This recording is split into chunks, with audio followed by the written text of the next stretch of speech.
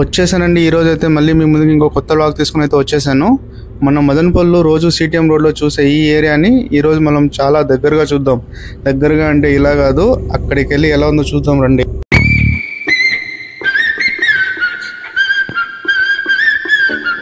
Hello buddies, నేను మీ supreme Syed. ఎంతైనా ప్రతి ఒక్కరికి సొంతిల్లు అనేది ఒక మంచి కళ కదా, big dream for everyone. సొంతిల్లు మనకున్న దాంట్లో మనకంటూ ఒక సొంతిల్లు ఉండాలి అని చెప్పి ప్రతి ఒక్కరు మన సొసైటీలో అందరూ ఆలోచిస్తుంటారు. అది చిన్నదా పెద్దదా అని అది మన స్థాయిని బట్టి ఉంటుంది. బట్ ప్రతి ఒక్కరికి ఒక సొంతిల్లు అయితే అవసరం. అలాంటి ఒక కళని పూర్తి చేయడానికి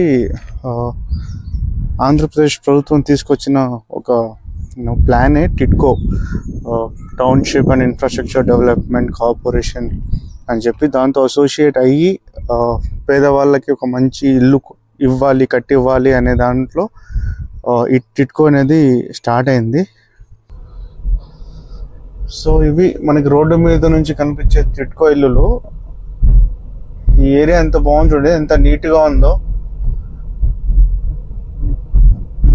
జనాలు తక్కువ ఉన్నారు కాబట్టి ఏరియా చాలా నీట్గా మెయింటైన్ చేస్తున్నారు. సరౌండింగ్స్ కూడా చాలా నీట్గా ఉన్నాయి.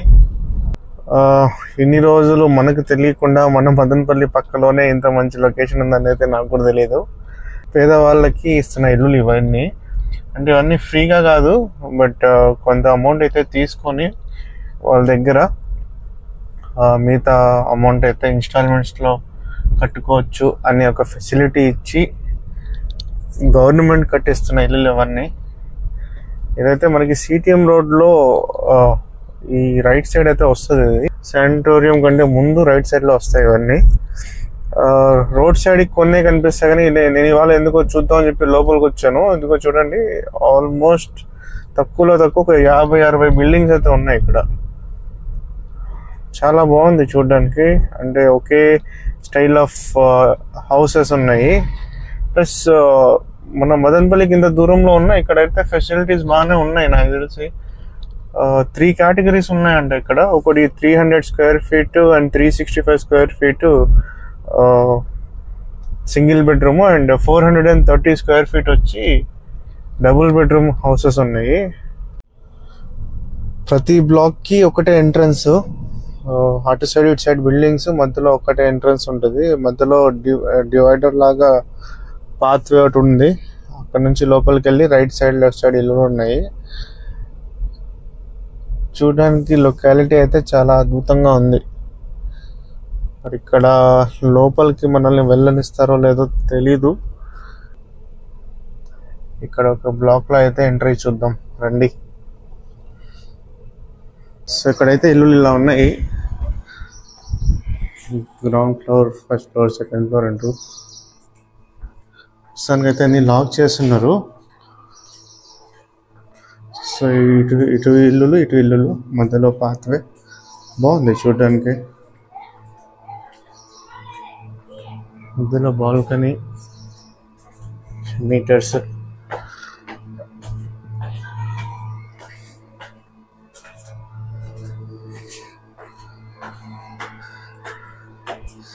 అంటే ఇంకా ఇక్కడ అందరూ మూవ్ అయినట్టు లేరు. ఇక్కడ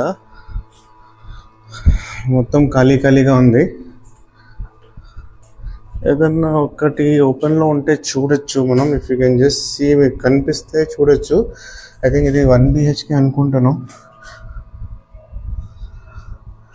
ఓపెన్ అవ్వడం లేదు ఇక్కడ, లాక్డ్.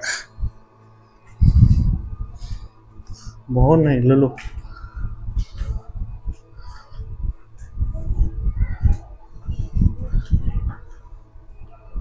సో నేను చెప్పినట్టుగా ఇక్కడ 3 కేటగిరీస్లో ఇల్లు డిజైన్ చేశారు. 300 square feet, 365 square feet and 435 square feet అని. So 300, 365 single bedroom, 435 double bedroom వస్తాయి. సో మనం గవర్నమెంట్కి అంటే మనం ఎలిజిబుల్ అయితే, అంటే కొద్దిగా డబ్బు కడితే వాళ్ళ పేరు మీద ఒక ఇల్లు వస్తుంది. డబ్బు కట్టనవసరం లేకుండా సగం డబ్బు గవర్నమెంట్ పెట్టుకుంటుంది, మిగతా సగము మనం ఇన్స్టాల్మెంట్లో కూడా కట్టుకోవచ్చు. నాకైతే ఇది చూస్తుంటే మహావీరుడు సినిమాలో బిల్డింగ్స్ లాగే ఉన్నాయి, బట్ అంత ఇదిగా లేదు, మంచి బాగా స్ట్రాంగ్గానే ఉన్నాయి అన్ని. మెటీరియల్ కూడా మంచిగా చేస్తారు అంతా. ప్యాచ్ వర్క్ అయితే ఏం అవసరం లేదు, అంతా బాగానే ఉంది.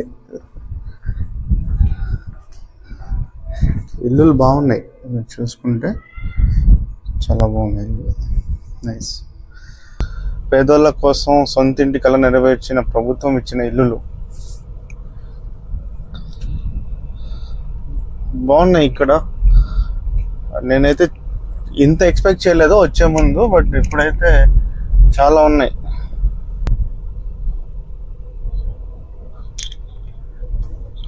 మొత్తం 4 floors ఉన్నాయి, ఒక్కో ఫ్లోర్ కి 3 houses. అలాంటివి ఎన్ని బ్లాక్స్ ఉన్నాయో చూడాలి. ఒక్కొక్క బిల్డింగ్ లో 16 houses ఉన్నాయి. ఇది ఇవాల్టి వ్లాగ్. టిడ్కో ఇల్లు చూసారు కదా, ఏమైనా ఒక సొంత ఇల్లు అనేది ఉండాలి ప్రతి ఒక్కరికి. అప్పుడే వాళ్ళకి సొసైటీలో ఒక స్టాండర్డ్ కూడా వస్తుంది. గవర్నమెంట్ తరపు నుంచి ఇలాంటిది ఒక ప్లాన్ వచ్చి పేదోళ్ళకి మంచి మంచి ఇల్లు ఇవ్వాలి అనేది ఒక చాలా మంచి ఆలోచన. Hats off to the government. But ఇక్కడ ఈ టిడ్కోలో ఒకటే కూడా ప్రాబ్లం ఏంటంటే పార్కింగ్ లేదు వీళ్ళకి. అట్లీస్ట్ 2-wheeler కన్నా పార్కింగ్ ఏరియా ఇవ్వాల్సి ఉండే. ఇంటి ముందర అయితే చిన్న లాన్ లాగా ఉంది అంతే, అక్కడైతే బండ్లు పార్క్ చేసుకోలేము. అదొక్కటి. ఎందుకంటే ఊరి బయట ఉంది కాబట్టి ఖచ్చితంగా వెహికల్ అయితే తప్పనిసరి. ఊర్లోకి వెళ్ళి ఏదైనా తీసుకురావాలన్నా కావాలన్నా అదొక్కటి. దాని గురించి కూడా ఏదైనా ఇచ్చినంటే మంచి ఫుల్ఫిల్ అయ్యిండేది ప్లాన్.